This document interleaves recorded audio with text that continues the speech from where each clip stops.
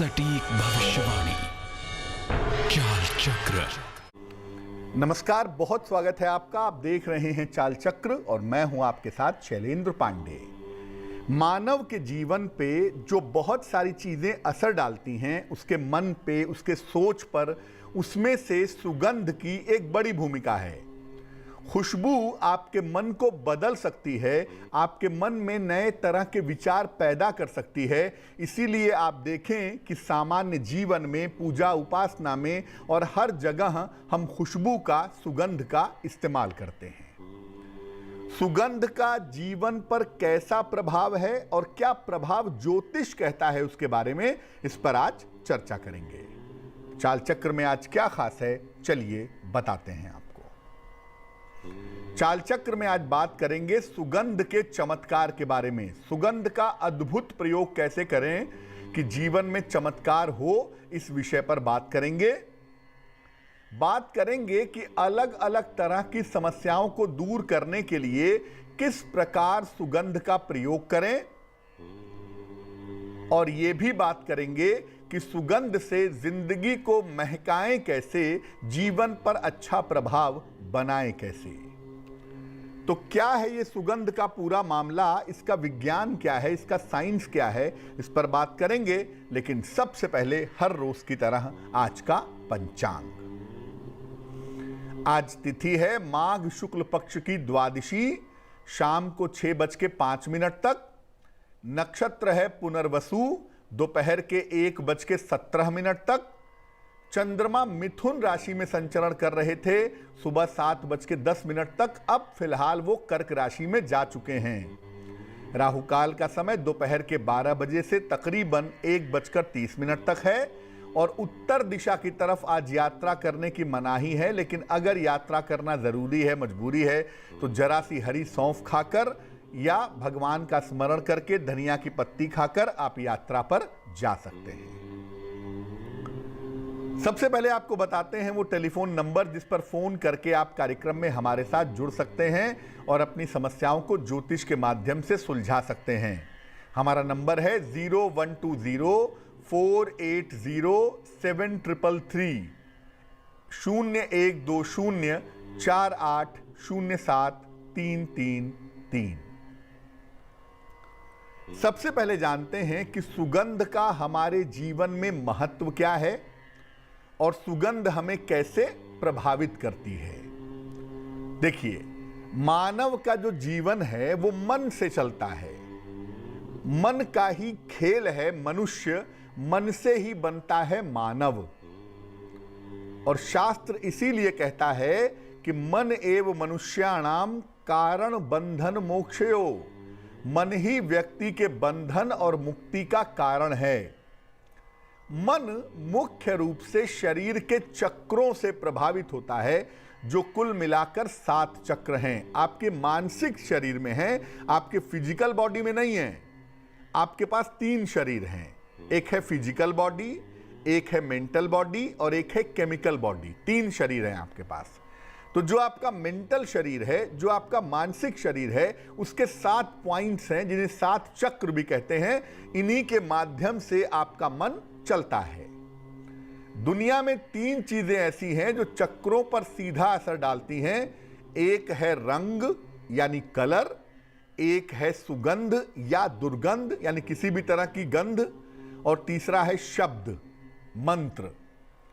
हर व्यक्ति के मन की अलग अलग अवस्था होती है। कुछ लोग को आप देखेंगे कि हर स्थिति परिस्थिति में खुश रहते हैं। कुछ लोग हैं थोड़ी सी समस्या आने पर दुखी हो जाते हैं। कुछ लोग कभी खुश रहते हैं, कभी दुखी रहते हैं। तो हर व्यक्ति का जो मन है वो अलग अलग स्थितियों में होता है। इसलिए मन को समझ करके अगर अलग अलग सुगंध का प्रयोग किया जाए तो मन की जटिलताएं दूर हो जाती हैं।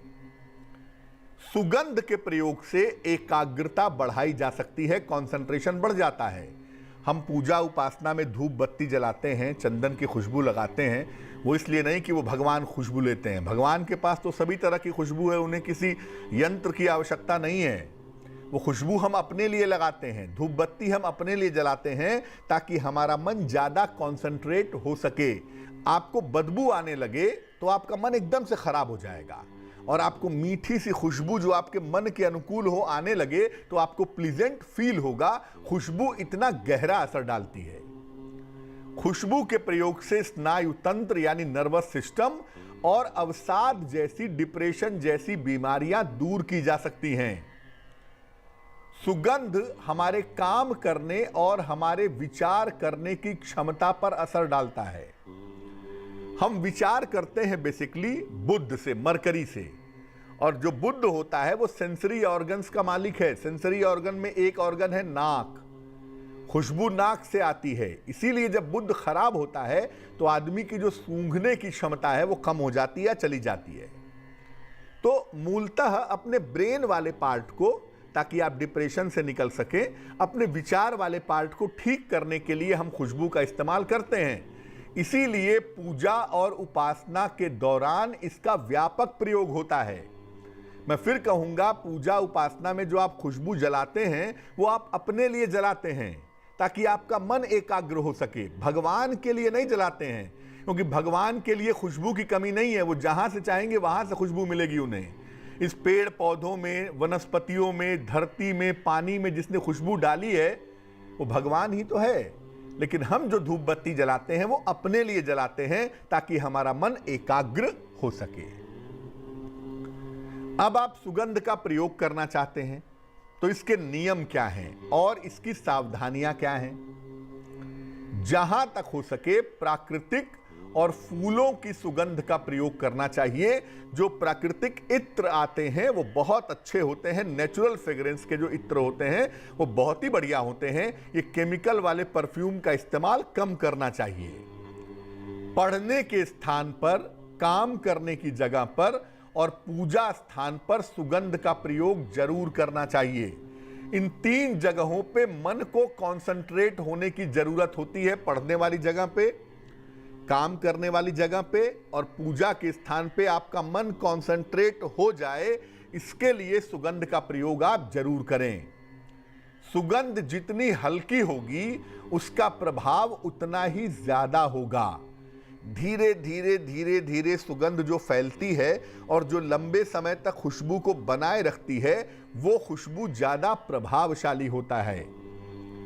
अगर शरीर पर सुगंध का प्रयोग करना है, आपको बॉडी पर परफ्यूम लगाना है तो आप कलाइयों में लगाएं, गर्दन के पीछे लगाएं और नाभि पर लगाएं।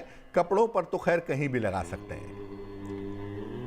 जल में भी सुगंध मिला करके नहाने से अद्भुत लाभ होता है। खास तौर से जिन लोगों को नजर बहुत लगती है या जिनके मन में निगेटिव थिंकिंग ज्यादा आती है, उन्हें नहाने के पानी में खुशबू मिला करके नहाना चाहिए। कुछ नहीं मिलता है, 1 ढक्कन 2 ढक्कन गुलाब जल डालकर भी अगर आप नहाएंगे तो उससे आपको लाभ होगा। डिप्रेशन की अवस्था में, निगेटिव थिंकिंग की अवस्था में और जिनको नजर लगती है उनके लिए तो खैर बहुत ही कारगर होगा। विद्यार्थियों और अविवाहितों को केवल चंदन की सुगंध का प्रयोग करना चाहिए। गुलाब की खुशबू काम भाव, प्रेम भाव पैदा करती है। तो विद्यार्थी जीवन में कहीं ना कहीं भटकाव ना पैदा हो जाए, कहीं मन ज्यादा चंचल ना हो जाए, कहीं प्रेम रोमांस की तरफ ना चला जाए। इसलिए विद्यार्थी जीवन में या अविवाहित अवस्था में सामान्यतः चंदन की खुशबू का प्रयोग करना बहुत अच्छा होता है, क्योंकि ये बड़ी सात्विक खुशबू है। देवी देवताओं तक के लिए इस्तेमाल की जाती है, क्योंकि ये खुशबू मन को एलिवेट करती है, मन की स्थिति को ऊपर ले जाती है और आदमी का मन ज्यादा एकाग्र होता है, मन के बुरे विचार दूर होते हैं। तो ये तो सुगंध का पूरा साइंस है। अब ये जानिए कि किस समस्या के लिए किस सुगंध का प्रयोग करना चाहिए। देखिए, एकाग्रता बढ़ाने के लिए अपने काम की जगह पर, अपने पढ़ने की जगह पर चंदन की धूप बत्ती का प्रयोग करें, बहुत अच्छा होगा। चंदन की खुशबू का आप अपने शरीर में भी इस्तेमाल कर सकते हैं। इससे आपका कंसंट्रेशन, इससे आपकी एकाग्रता बढ़ेगी। मानसिक तनाव दूर करने के लिए चंदन की खुशबू स्नान करने के बाद लगाएं। चंदन का इत्र बाजार से खरीद लाएं और नहाने के बाद अपने शरीर पर, अपने कपड़ों पर चंदन की सुगंध लगाएं। इससे सामान्यतः आपके मन में बुरे विचार नहीं आएंगे, डिप्रेशन जैसी संभावना नहीं बनेगी। अच्छे स्वास्थ्य के लिए गुलाब या मोगरे की सुगंध का प्रयोग करें। थोड़ा ध्यान रखिएगा कि विद्यार्थी जीवन में ज्यादा गुलाब की खुशबू या मोगरे की खुशबू का प्रयोग मत करिएगा, लेकिन अगर लगातार बीमार रहते हैं तो कभी कभी गुलाब या मोगरे की खुशबू का प्रयोग कर सकते हैं। ये सेहत को अच्छा करने में बड़ी सहायता करता है। अवसाद दूर करने के लिए, डिप्रेशन दूर करने के लिए ज्यादा से ज्यादा खुशबू का प्रयोग करना चाहिए। आप रेगुलर परफ्यूम लगाइए, सुबह लगाइए, शाम लगाइए, हर समय परफ्यूम लगाइए इससे, और अच्छी खुशबू लगाइए, अच्छा इत्र लगाइए, इससे आपके मन का डिप्रेशन दूर होगा। अगर फूलों की खुशबू हो, जैसे गुलाब की हो, मोगरे की हो, बेले की हो, हरसिंगार की हो, फूलों की खुशबू का अगर आप प्रयोग करें तो और भी ज्यादा उत्तम होगा। आकर्षण बढ़ाने के लिए लेवेंडर की सुगंध का प्रयोग करें। अगर आप चाहते हैं कि लोग आपकी तरफ आकर्षित हों, आपकी तरफ ध्यान दें, आपकी तरफ आएं, तो लेवेंडर की सुगंध का प्रयोग करना काफी अच्छा होगा। देव कार्यों के लिए या पूजा उपासना के लिए चंदन की खुशबू का इस्तेमाल तो आप कर ही सकते हैं, ये तो as a rule of default आप जान लीजिए। लेकिन अगर आप साधना करना चाहते हैं, अगर आप गहरा ध्यान करना चाहते हैं, तो उसमें गुग्गल की सुगंध का प्रयोग करना बड़ा फायदेमंद रहता है। एक बात और बता दूं, अगर आपके घर में आपको लगता है कि निगेटिव एनर्जी है, नकारात्मक ऊर्जा है, तो आप लोबान एक विशेष तरह का रसायन है, लोबान को जला करके उसका धुआं सप्ताह में एक बार घर में घुमाइए। उससे क्या होगा कि उसकी खुशबू से जो घर की निगेटिव एनर्जी है वो दूर हो जाएगी। वक्त एक छोटे से ब्रेक का हो गया है, लेकिन ब्रेक पर जाने के पहले जान लेते हैं कि आज की जिज्ञासा क्या है। आज की जिज्ञासा है कि क्या नाड़ी दोष अगर कुंडली में है पति पत्नी के, तो क्या उनको संतान नहीं होगी? क्या संतान होना असंभव हो जाता है अगर पति पत्नी की कुंडली में नाड़ी दोष है? तो स्वागत है आपका ब्रेक के बाद। ब्रेक पर जाने के पहले हम आपको सुगंध के चमत्कारी प्रयोगों के बारे में बता रहे थे। इस बीच एक दर्शक जुड़ रही हैं हमारे साथ, दिल्ली से कृतिका हैं, उनसे बात करते हैं। कृतिका बताइए। हेलो, हाँ जी पंडित जी नमस्ते। जी नमस्कार। पंडित जी मेरे को अपने बारे में पूछना है। मेरी डेट ऑफ बर्थ है 15 नवंबर 1989। समय शाम के 7:50। कहाँ पे जन्म हुआ है कृतिका? दिल्ली में। पूछिए क्या प्रश्न है। पंडित जी मैं एक तो सीए कर रही हूँ, काफी टाइम से मेरा वो क्लियर नहीं हो पा रहा है। अभी भी मेरा जो आया था रिजल्ट, उसमें मेरा टोटल में मैं पास थी, बट एक सब्जेक्ट की वजह से अब मेरे को सारे दोबारा देने पड़ेंगे। और घर वाले मैरिज के लिए मेरे को कह रहे हैं करने के लिए कि शायद उसके बाद हो जाए। तो और मेरी जॉब में भी थोड़ी प्रॉब्लम चल रही है, मेरे को कुछ समझ नहीं आ रहा पंडित जी क्या करूँ मैं, आप मिथुन लग्न बताओ। मिथुन लग्न है आपका, मिथुन राशि है आपकी, चार्टर्ड अकाउंटेंसी की कुंडली है ये, और चार्टर्ड अकाउंटेंसी आपकी पूरी होगी। अभी आप जो एग्ज़ाम जून वाले में देंगी उसमें थोड़ा फोकस बढ़ा करके एग्ज़ाम दीजिए, तो इस बार जून वाले में ही आपका एग्जामिनेशन क्लियर हो जाएगा। क्योंकि ये कुंडली फाइनेंस की, चार्टर्ड अकाउंटेंसी की, मैनेजमेंट के लिए अच्छी कुंडली है। और चूंकि बुध लीड कर रहा है इसलिए हायर अकाउंटिंग की कुंडली है, यानी इनकी संभावना बनती है चार्टर्ड अकाउंटेंसी में जाने की, और उसके लिए ये साल बहुत अच्छा है। जहां तक देखो विवाह का प्रश्न है, आपके विवाह का योग अप्रैल के बाद शुरू होता है, और इस साल के अंत में या अगले साल के आरंभ में आपके विवाह होने की संभावना बनती है। आपको किसी भी तरह की चिंता करने की आवश्यकता नहीं है, क्योंकि आपके करियर का ग्राफ जो है वो आपकी कुंडली में बहुत अच्छा दिख रहा है। एक पन्ना बनवा करके पहन लें, 6 से 8 रत्ती का पन्ना, चांदी की अंगूठी में, दाहिने हाथ की सबसे छोटी उंगली में। बुधवार की शाम को आपको पन्ना पहनने से लाभ होगा। और दूसरा, रोज सवेरे सूर्य भगवान को जल चढ़ाइए, और सूर्य भगवान के सामने खड़े होकर या बैठ करके आदित्य हृदय स्तोत्र का पाठ करिए। हिंदी में चाहिए हिंदी में करिए, संस्कृत में चाहिए संस्कृत में करिए, तो उससे आपको लाभ होगा। स्वागत है आपका ब्रेक के बाद। ब्रेक पर जाने के पहले हम आपके प्रश्न के उत्तर दे रहे थे और आपको फ्रेग्रेंस का, खुशबू का विज्ञान समझा रहे थे। चलिए अब बात करेंगे आपके राशियों की, आपके प्रश्न का उत्तर भी देंगे, लेकिन उसके पहले स्वस्थ रहने के सरल उपाय निरोगी भव में। अगर आपको तेज सरदर्द हो रहा है तो कुछ समय के लिए अपने दोनों हाथों को ठंडे पानी में डालिए। 1 से 1.5 मिनट के अंदर आपको आराम मिलना शुरू हो जाएगा। चलिए राशियों पर एक नजर डालते हैं कि आज का दिन कैसा जाने की संभावना बनती है। सबसे पहले मेष राशि। मेष राशि, देखिए अपने स्वास्थ्य का ध्यान रखिएगा, व्यर्थ के विवादों से आज बचिएगा और बेहतर होगा कि आज भगवान गणेश की आप पूजा कर लें ताकि आपका दिन बेहतर हो जाए। शुभ रंग होगा आपका पीला और भाग्य होगा 60%। वृषभ राशि, धन की स्थितियां कुल मिलाकर ठीक बनी हुई है और इस समय परिवार से जुड़ी हुई कोई शुभ सूचना भी आपको प्राप्त होने वाली है। संपत्ति खरीदने के दिशा में कोई प्रयास आप कर सकते हैं, इस समय ऐसा दिख रहा है। शुभ रंग आपका नीला होगा और भाग्य होगा 70%। मिथुन राशि, देखिए आपके परिवार में खुशहाली आ रही है, संतान पक्ष की उन्नति हो रही है, लेकिन जोश में होश मत खोइएगा, वाहन आज सावधानी से चलाएंगे। शुभ रंग आपका आसमानी और भाग्य होगा 80%। कर्क राशि, आपके करियर की तमाम समस्याएं हल होंगी। अगर आप स्थान परिवर्तन करना चाहते हैं तो इस समय स्थान परिवर्तन होगा। धन लाभ के सुंदर योग आपके लिए फिलहाल बने हुए हैं। शुभ रंग आपका समुद्री हरा और भाग्य होगा 90%। सिंह राशि, उच्चाधिकारी के साथ, बॉस के साथ विवादों से बचिएगा। आज करियर में किसी भी तरह की लापरवाही भारी पड़ सकती है और लिखने पढ़ने में कोई भी पेपर लिख रहे हैं, साइन कर रहे हैं तो उसमें थोड़ी सावधानी रखिएगा। शुभ रंग आपका लाल और भाग्य साथ निभाएगा 60%। कन्या राशि, करियर में हो सकता है कुछ नया करने के बारे में सोचें और वो अच्छा रहेगा। अगर आप कारोबार में हैं तो कारोबार में सुधार के योग बनते हैं। इस समय आपको अपने जीवन साथी से सहयोग भी प्राप्त होगा। शुभ रंग होगा आपका नीला और भाग्य आपका साथ निभाएगा 70%। तुला राशि, पुराने विवाद आपके समाप्त होंगे, आपके बिजनेस में, आपके करियर में सुधार होगा और धन संबंधी जो मुश्किलें हैं वो मुश्किलें दूर होंगी। शुभ रंग जिसका इस्तेमाल करेंगे वो होगा धानी और भाग्य होगा 80%।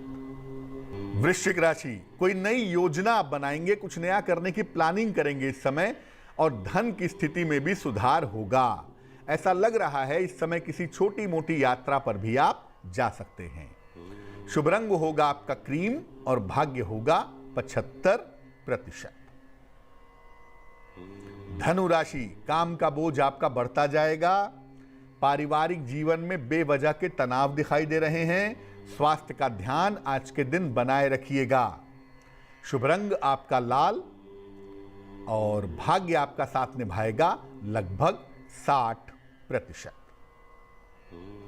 मकर राशि, कारोबार में सुधार होता दिख रहा है और करियर में भी इस समय आपको नए अवसरों की प्राप्ति होगी।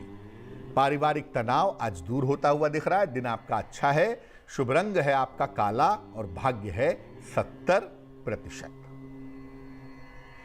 कुंभ राशि, उपहार मान सम्मान की प्राप्ति दिख रही है और आपके करियर में आपको लाभ की संभावनाएं भी दिखाई दे रही हैं। इस समय आपको कर्जों से मुक्ति भी मिल सकती है। शुभ रंग आपका नीला और भाग्य होगा 65%। मीन राशि, करियर की तमाम समस्याएं आपकी हल होंगी। धन लाभ के योग आपके लिए बने हुए हैं। विदेश से, दूर के स्थान से आपको लाभ हो सकता है। शुभ रंग आपका बैंगनी और भाग्य होगा 75%। एक दर्शक जुड़ रही हैं हमारे साथ, शिष्टा हैं रोहतक से, उनसे बात करते हैं। शिष्टा बताइए। जी शिष्टा, बोलिए बोलिए। पंडित जी, मुझे अपने और अपने पति की इकोनॉमिकली कंडीशन को स्ट्रॉन्ग करने के बारे में पूछना है। अपनी डेट ऑफ बर्थ बताइए पहले। मेरी है 5/9/74। 5 सितंबर 74। समय बताइए। 5:45 AM। कहाँ जन्म हुआ है? जगाधरी, यमुनानगर। हाँ जी। तो आप ये जानना चाहती हैं कि आपके परिवार की, आपकी और आपके पति की आर्थिक स्थिति कब बेहतर होगी? हाँ जी हाँ। देखो, आपकी जो कुंडली हमारे पास बन गई है, ये कुंडली बन गई है सिंह लग्न की, और आपकी राशि जो बन गई है वो बन गई है मीन। सबसे पहले बता दूं कि इस कुंडली में आने वाला समय बहुत ही अच्छा है, और आने वाले समय में पैसे रुपए का लाभ होता हुआ भी आपके लिए दिखाई दे रहा है। आने वाले समय में स्थान परिवर्तन हो सकता है जहां आप रहती हो उस जगह को बदल करके कहीं और रहने के बारे में विचार करें। स्थान परिवर्तन की संभावना इस साल के अप्रैल से और नवंबर के बीच में बन रही है। स्थान परिवर्तन करने से भी काफ़ी लाभ होगा और आर्थिक स्थिति भी आपकी बेहतर होती चली जाएगी। सिर्फ आप 2 उपाय करें। अगर संभव हो आपके लिए तो एक मूंगा बनवा करके, तकरीबन 10-12 रत्ती का मूंगा तांबे या सोने की अंगूठी में, दाहिने हाथ की अनामिका उंगली में, मंगलवार को सवेरे आप धारण कर लें। और दूसरा काम करें, नित्य प्रातः 1 बार दारिद्र दहन शिव स्तोत्र, दारिद्र दहन शिव स्तोत्र, इसका नित्य प्रातः अगर आप भगवान शिव के सामने बैठ करके पाठ करें तो जो आपकी आर्थिक मुश्किलें हैं, जो आपकी आर्थिक समस्याएं हैं, वो निश्चित रूप से दूर हो जाएंगी। एक दर्शक हमारे साथ जुड़ रही हैं इस बीच, विधि हैं बोकारो से, उनसे बात करते हैं। विधि बताइए। नाम पंडित जी। जी नमस्कार जी पंडित जी, अपने लड़के के बारे में पूछना है। डेट ऑफ बर्थ बोलिए उनकी। 12 सितंबर 1990। समय बताइए। समय शाम के 5:11:12 के बीच में। कहाँ पे जन्म हुआ है? भोजपुर बिहार। पूछिए क्या सवाल है। पंडित जी, उसका स्वास्थ्य ठीक नहीं रहता है। एक पंडित जी बताए हैं कि उसके कुंडली में सूर्य और चंद्रमा मारक दशा में है। और पंडित जी कुछ भी एग्जाम दे रहा है। एक छोटे पोस्ट की नौकरी तो कर रहा है पंडित जी, इन बड़े पोस्ट के लिए एग्जाम सब दे रहा है। क्या उसको कभी सफलता मिलेगी? रजिस्ट्रेट पोस्ट की कभी नौकरी मिल पाएगी उसे? कुंडली आपके बेटे की बनती है कुंभ लग्न की, और आपके बेटे की राशि बनती है मिथुन।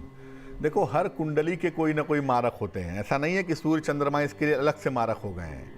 कुंभ लगन की कुंडली है तो स्वाभाविक सी बात है कि सूर्य 7वें भाव का स्वामी है, मारक ताकत है उसके पास, और चंद्रमा 6ठे भाव का स्वामी है। लेकिन इस कुंडली में करियर में आगे तरक्की आने की संभावना दिखाई देती है। अभी इनकी महादशा बृहस्पति की चल रही है और अंतरदशा सूर्य की चल रही है। बृहस्पति में चंद्र की दशा में, यानी इस साल के जुलाई के बाद इनके बेहतर करियर की और बेहतर नौकरी की संभावनाएं जरूर दिखाई दे रही हैं। हमें सिर्फ इतना करना है कि इस कुंडली का जो सबसे कारक ग्रह है, सबसे महत्वपूर्ण ग्रह है, जो कमजोर हो गया है शुक्र, उसे बेहतर करना होगा। तो आप अपने बेटे को एक ओपल बनवा करके पहना दीजिए। 12 से 14 रत्ती का ओपल चांदी की अंगूठी में, दाहिने हाथ की तर्जनी उंगली में।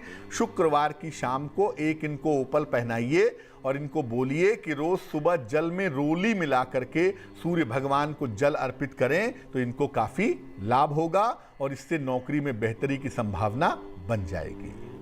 चलिए अब बात कर लेते हैं उनकी जिनका है आज जन्मदिन। जिन लोगों का जन्मदिन है उन्हें हम सबकी तरफ से जन्मदिन की हार्दिक शुभकामनाएं। आने वाले साल में आपके करियर से जुड़ी हुई तमाम समस्याएं हल होंगी। जो आपके पुराने रुके हुए काम हैं वो काम भी पूरे होंगे। और सबसे अच्छी बात क्या है कि इस वर्ष आपके स्वास्थ्य की स्थिति बहुत अच्छी बनी रहेगी और साल के अंत में आपको संपत्ति का, प्रॉपर्टी का फायदा भी हो सकता है। क्या करना चाहिए? पूरे साल भर भगवान शिव को जल अर्पित करते रहें रोज सवेरे, तो आपके लिए बहुत अच्छा रहेगा। चलिए अब जान लेते हैं आज की जिज्ञासा और उसका समाधान। आज की जिज्ञासा है कि क्या लड़के लड़की की कुंडली में अगर कुंडली मिलान के समय नाड़ी दोष आ जाता है तो क्या इससे संतान कभी नहीं होती है? नाड़ी दोष वाले पति पत्नी को संतान नहीं हो पाती है? देखिए, नाड़ी दोष कुंडली मिलान में एक प्रमुख घटक है, बहुत इंपॉर्टेंट फैक्टर है। लेकिन केवल नाड़ी दोष की वजह से संतान नहीं होगी ऐसा नहीं है। इसके लिए आपको बृहस्पति की और संतान की अन्य स्थितियों पर, नवमांश पर, सप्तांश पर और लग्न कुंडली पर, इन सब पर विचार करना होगा। अगर वो सब चीजें ठीक हैं तो नाड़ी दोष की बहुत चिंता नहीं करनी चाहिए। चलिए अब जान लेते हैं शुभ पहर का महत्वपूर्ण समय क्या है। आज का शुभ पहर है शाम को 7:30 से रात के 9 बजे तक। इस समय में भगवान गणेश को दूर्वा अर्पित करें, दूब घास अर्पित करें। इससे जीवन में चली आ रही बाधाएं दूर होंगी, रुके हुए काम पूरे होंगे, लेकिन करेंगे शुभ पहर में ही, और वो समय होगा शाम को 7:30 से रात के 9 बजे के बीच।